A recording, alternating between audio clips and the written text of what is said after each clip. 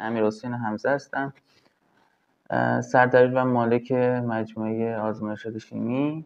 تو این ویدیو قراره که ما همه چیز در مورد رشته شیمی، گرایش‌های مختلفش، بازار کارش، اینکه صنعت برید بهتره، اصلا این رشته رو انتخاب کنید بهتره یا برید دنبال رشته‌های دیگه اگر علاقه دارید، و بازار کارش تو آزمایشگاه و همچنین فرصت‌های اپلای و مهاجرتش به چه صورت هست و خیلی پیرامون این سوالات میخوام عرض کنیم، چون که خیلی از ما پرسیدید توی دایرکت اینستاگرام و همچنین پیوی تلگرام. خوشحال میشم که همین اولش اگه واسهتون جذاب بود حتما سابسکرایب کنیم ما رو، فالو کنیم ما رو و لایک و کامنت و شیرم فراموشتون نشه تا آخر ویدیو همراه ما باشید. همین که انتخاب کردی که وارد رشته شیمی بشی واقعا خیلی عالیه. رشته شیمی بذار واسط بگم، اول میخوام یه کلیات در مورد رشته شیمی بگم. رشته شیمی رشته بسیار قشنگیه و ما شیمیست‌ها وقتی که شروع میکنیم به تحصیل داخل دانشگاه اول میایم اون تئوری در مورد قسمت‌های مختلف شیمی رو از پایه که شیمی عمومی هستش که خب شما تو متوسط خوندین به بالاتر، یعنی مثلا تخصصی تر، قسمت شیمی عالی، شیمی معدنی و شیمی تجزیه و شیمی فیزیک رو ما میخونیم قسمت تئوریشون. بعد حالا قسمت جذابش اینه که کنار این تئوری ها یه خود آزمایشگاهشون میاد و ما تک تک این تئوری هایی که درسای قشنگی که خوندیم ما تو قالب عملی و آزمایشگاهی بررسیشون میکنیم. پس اگه که دوست من وقتی که وارد رشته شیمی محض میشی، رشته شیمی کاربردی میشی، با اینا سرکار داری. خب حالا میگیم که فرق رشته شیمی محض و شیمی کاربردی چیه، اونم تو ادامه به شما حتما میگم.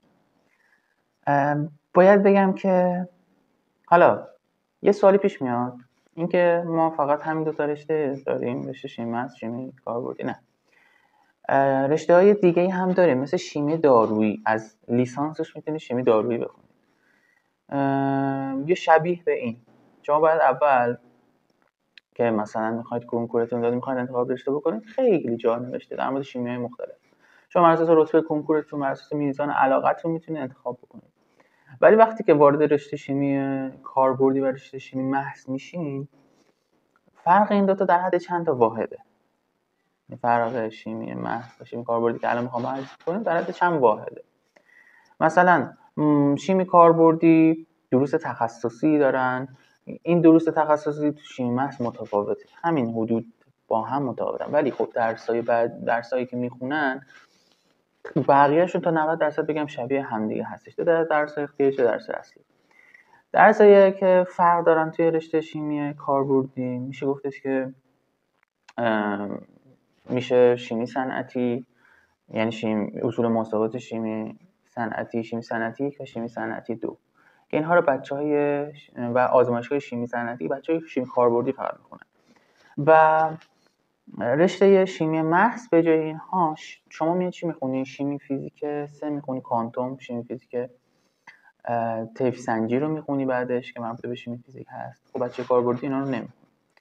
یا مثلا شیمی فیزیک عالی میخونی توی رشته شیمی محض به جای اینایی که بچهای کاربردی میخونن، و شیمی عالی فلزی میخونی اونجا. پس در حد چند واحد، چند تا عنوان درسی بگیم بهتره، با همدیگه فرق داره ولی کلیاتشون شبیه هم. این از این.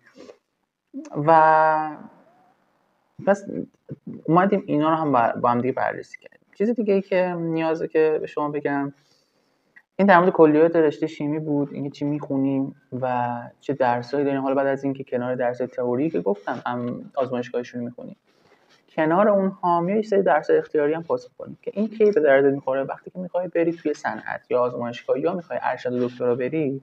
این خیلی میتونه به شما کمک بکنه دروس اختیاریتون، مثل دروسی که خیلی مهمه، مثلا شیمی دارویی. اگه دوست داشتی میخوای بری ارشد شیمی دارویی، میخوای بری شیمی پلیمر، شیمی پلیمر رو پاس کنی، شیمی نانو شیمی و خیلی شبیه. خب اینم از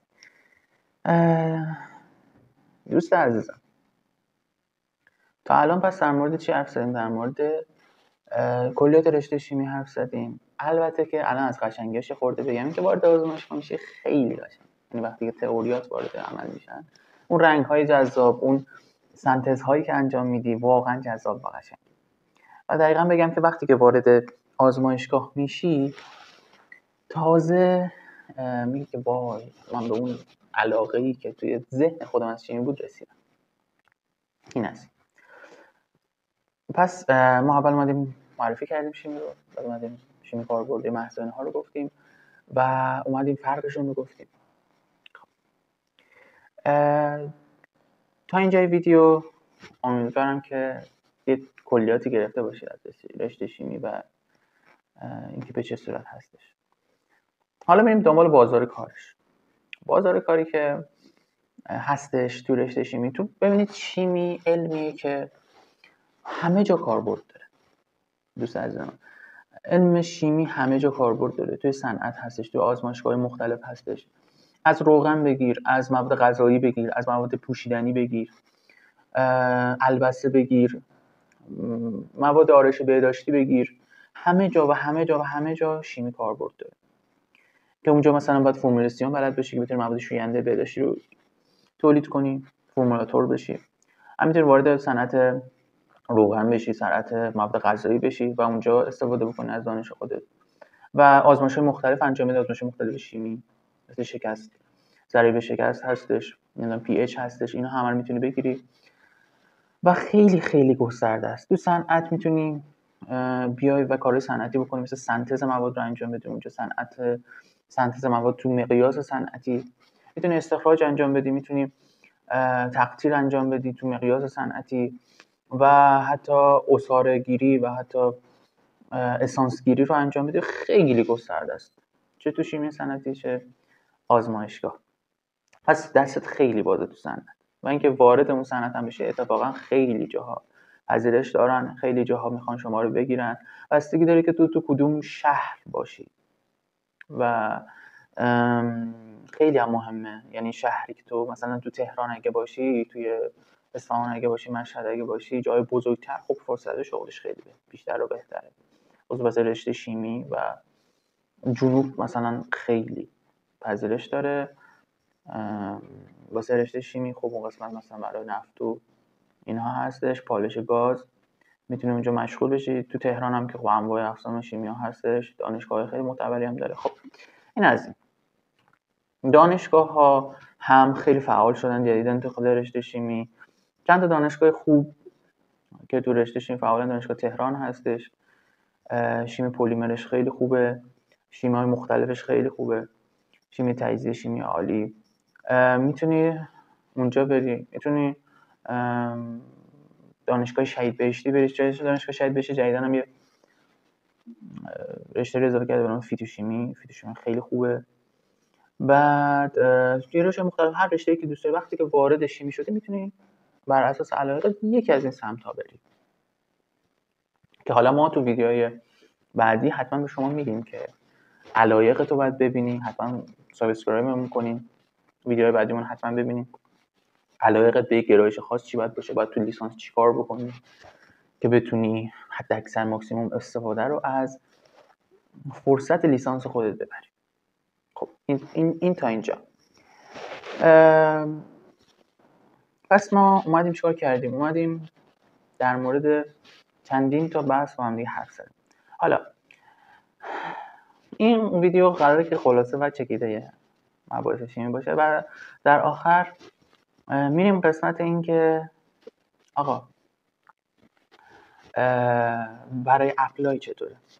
دقیقاً شیمی یکی از رشته‌های بسیار پرطرفدار واسه اپلای و اپلای گرفتن و اگه شما خوب بتونید لیسانس خودتون رو تمام بکنید، خیلی فرصت‌های اپلای خیلی خوبی هم میتونید داشته باشید، حتی با بورسیه.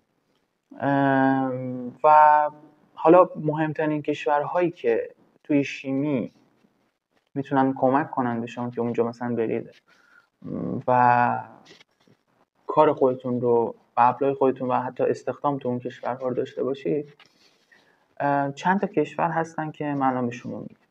خب بچه‌ها، تو این قسمت می‌خوایم این کشورها رو بگیم با هم دیگه. چند تا کشور خیلی معروف که توی قسمت اپلای شیمی هستن. یکیش آمریکا هستش. آمریکا پیشرو داخل علم و تکنولوژی هستش و شما میتونید با مهاجرت، یعنی باید بگم که شاید بگم که اولین هستش تو رشته شیمی. خیلی بازار کار و استخدام خیلی خوبی داشته باشه، حقوق خیلی خوب داشته باشه، زندگی خوب و ایدئال تو آمریکا با اون تکنولوژی که دارن داشته باشه. کشور بعدی کانادا هستش. کانادا کیفیت بالای خیلی زندگی داریم اونجا تو کانادا و تحصیل و خیلی واقعا پیشنهاد میشه کانادا موازی با آمریکا که بتونید در واقع اپلای خودتون رو بگیرید و اونجا تحصیل بکنید. دیگه بعد از ببینید به هر حال کشور خیلی زیادی هستش، ولی اون دیگه سلیقه‌ای که کدوم کشور به کدوم فرهنگ و با کدوم جو و محیط میتونه بیشتر سازگار باشه. هم جو مثلا آب و هوایی هستش، هم جو فرهنگی هست و همین.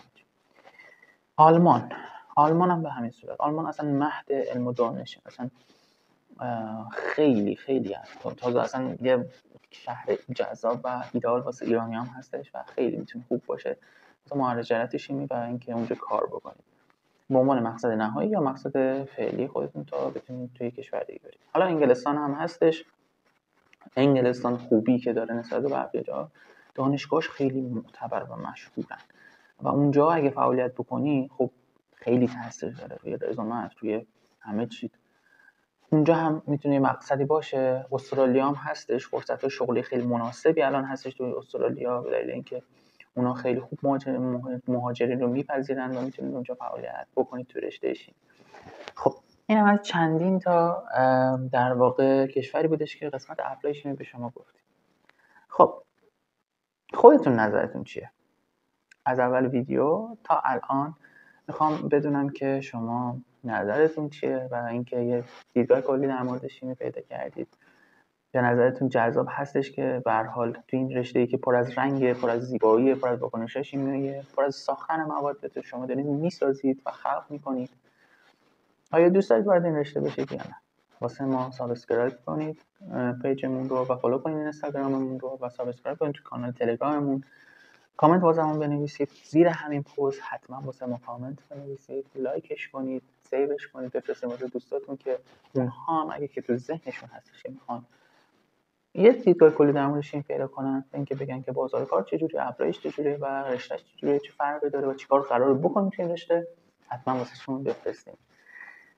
من امیرحسین حمزه هستم، اینجا آزمایشات تیمیه و کلی قراره که اتفاق قشنگ بیفته. حتما ما رو همراهی داشته باشید.